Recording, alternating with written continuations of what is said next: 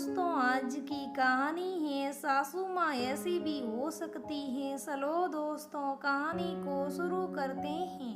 वंशिका के ससुराल में आज पहला दिन था। मन ही मन उसे घबराहट हो रही थी, क्योंकि उसकी सहेलियों ने अपने ससुराल के जो भी अनुभव उससे साझा किए थे, वही सब उसके मन में बार बार आ रहे थे। उसकी कुछ सहेलियों की अरेंज मैरिज थी, उसकी लव मैरिज हुई थी, लेकिन ससुराल के अनुभव लगभग एक ही जैसे थे सबके। वह अभी ये सब सोच ही रही थी कि उसकी सास कमलेश जी चाय लेकर आती हैं और कहती हैं, बेटा चाय पीकर फ्रेश हो जाओ, 12 बजे मुंह दिखाई की रस्म है। वंशिका बेटियां, तुम किसी बात की चिंता मत करो, रिलैक्स रहो। मेरे घर में एक बिटिया की कमी थी जो तुम्हारे आने से पूरी हो गई।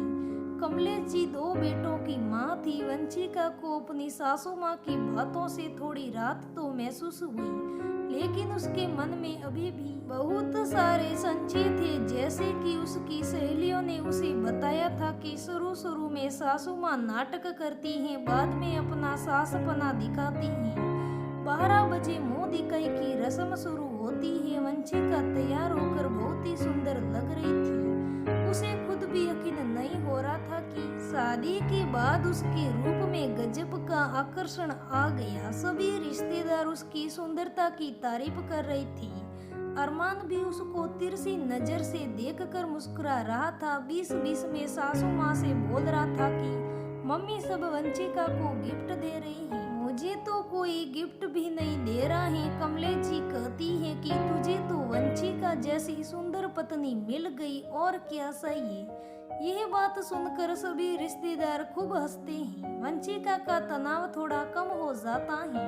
अब अगले दिन देखते हैं क्या होता है। अगले दिन अरमान और वंशिका हनीमून के लिए शिमला निकलती हैं। सासू माँ उनको अच्छे से विदा करती है और अरमान को ढेर सारी हिदायत देती है कि बहू का ख्याल रखना। 7 दिन के बाद वंशिका और अरमान हनीमून से ससुराल लौटते हैं। अरमान तो बहुत ही खुश था, लेकिन वंशिका को ससुराल की टेंशन थी कि अब सासू माँ का असली रूप नजर आएगा, क्योंकि सभी रिश्तेदार चले गए होंगे। पति अरमान की नौकरी भी उसी शहर में थी, तो रहना भी साथ ही था। अरमान को अपने घर से काफी लगाव था, तो अलग रहने का तो सवाल ही नहीं था। सोचते सोचते घर आ जाते हैं। सासू माँ दरवाजे पर ही स्वागत के लिए खड़ी थी। सासू माँ वंशिका को बोलती हैं, बेटा तुमको सफर की थकान होगी, थोड़ा आराम कर लो, मैं चाय भिजवाती हूँ। उसे यकीन भी नहीं हो रहा था कि वो ससुराल में है। हंसी खुशी के माहौल में कब 4 महीने बीत गए पता ही नहीं चला। उसके ससुराल का माहौल बहुत ही अच्छा था, किसी काम की कोई टेंशन नहीं थी। अक्टूबर का महीना आ गया, करवा चौथ का त्योहार आने वाला था। वंशिका को डर था कि पता नहीं सासू माँ कौन कौन सी चीजें रस्मों के नाम पर करवाएगी, क्योंकि उसकी सभी शादीशुदा सहेलियां अपनी करवा चौथ पर सासू माँ द्वारा दी गई हिदायतों के बारे में बताती थी। वह ये सब सोच ही रही थी कि सासू माँ कमरे में आती हैं और वंशिका से कहती हैं, बेटा परसों करवा चौथ है, तुम चाहो तो व्रत कर लेना, ना चाहो तो मत करना, कोई बात नहीं। अच्छे से तैयार होकर अरमान के साथ कहीं घूमने चली जाना, तुम्हें अच्छा लगेगा। निशे सोसाइटी में पार्लर है, तुम चाहो तो वहाँ पर मेहंदी लगवा लेना। उसे यकीन ही नहीं हो रहा था कि उसकी सास इतनी अच्छी है। करवा चौथ के बाद दीपावली का त्योहार आता है। उसकी सास कमलेश जी दिवाली की तैयारी बड़े जोर शोर से करती हैं। वह हर त्योहार को अच्छे से मनाती थी। वंशिका सासू माँ से पूछती हैं कि मम्मी जी मुझे क्या क्या काम करना है, बता दीजिए।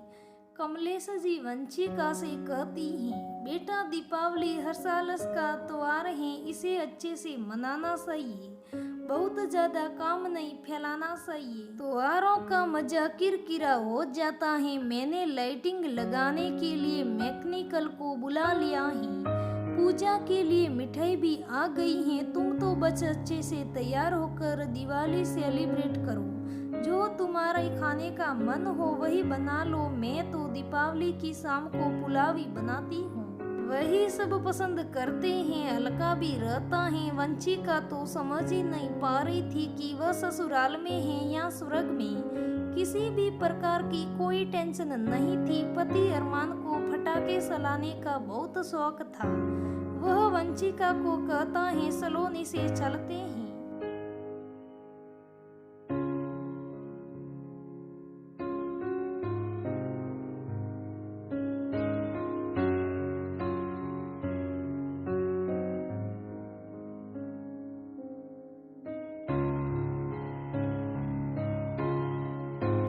अब तो सासू माँ के साथ गुजिया बनानी पड़ेगी, क्योंकि मम्मी के साथ भी उसे गुजिया तो बनानी ही पड़ती थी।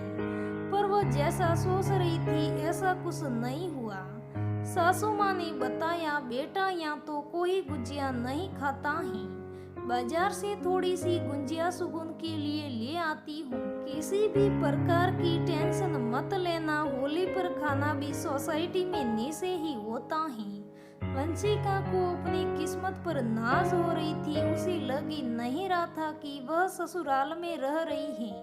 वंशिका सोच रही थी, यदि हर सास के विचार उसकी सास जैसे हो जाए तो समाज में पॉजिटिव बदलाव आ सकता है। और जो लोग बहुओं को लेकर काम कराने की मशीन समझते हैं, उन्हें सोचना चाहिए, बहू कोई रोबोट नहीं होती है जो कभी थकती ही नहीं। उसे भी अपने अरमान पूरा करने का हक मिलना चाहिए। बहुत सारे लोग बहू को बड़े शौक से घर लाते हैं, लेकिन उसके ही सारे शौक खत्म कर देते हैं।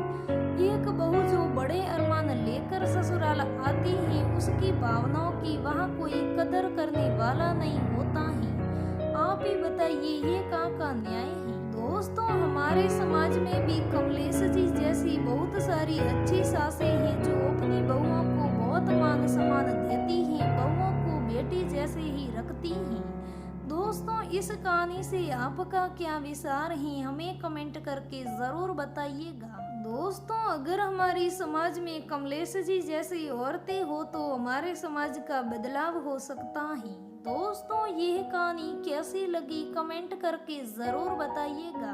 अगर कहानी अच्छी लगे तो लाइक करना, शेयर करना, हमारे चैनल को सब्सक्राइब करना। धन्यवाद दोस्तों, फिर मिलते हैं अगले वीडियो में। अगर आप हमारे चैनल पर पहली बार आए हो तो हमारे चैनल को सब्सक्राइब करना ना भूलें दोस्तों, और हमारे वीडियो को लाइक करना। आपका एक लाइक हमारे लिए बहुत महत्वपूर्ण है। दोस्तों, आज के लिए बस इतना ही, फिर मिलते हैं। धन्यवाद दोस्तों।